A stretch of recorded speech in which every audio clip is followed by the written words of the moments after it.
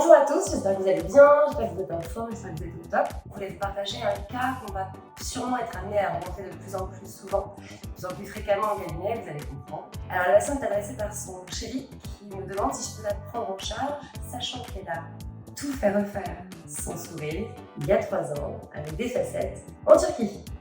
Donc je suis sûre que vous imaginez des réhabilitations complètes avec des dents taillées au taille-crayon. Moi aussi, clairement. Donc, le patient a réussi à éveiller ma curiosité. Bizarrement, sa seule doléance, c'était en fait qu'elle avait un manque de colle entre sa latérale et sa centrale.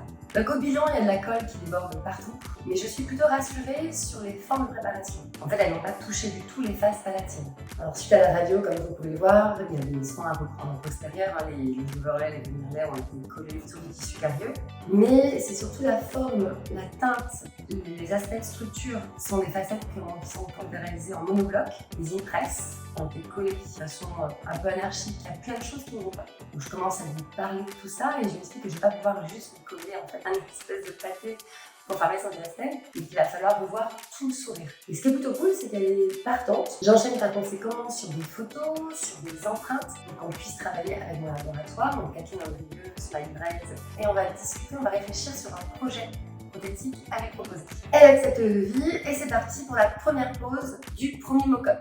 Alors pour ça, vous vous doutez bien que j'ai commandé exprès pour cette patiente une teinte B1.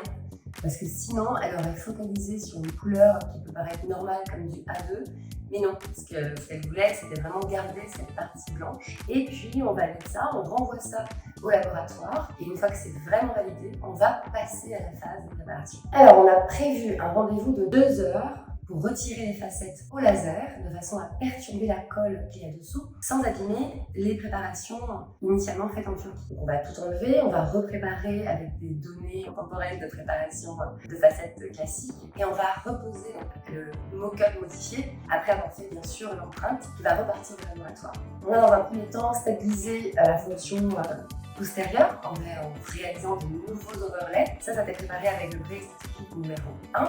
Donc on a renforcé les dents en dessous, on a préparé, on a collé les éléments postérieurs et avec le Bray Esthétique numéro 2, on est passé à la préparation des facettes. Bien ensuite, tous les rendez-vous d'essayage sont hyper importants quand on parle de l'esthétique. De valider la bonne position, la structure, la symétrie, la teinte, la couleur que l'on veut donner.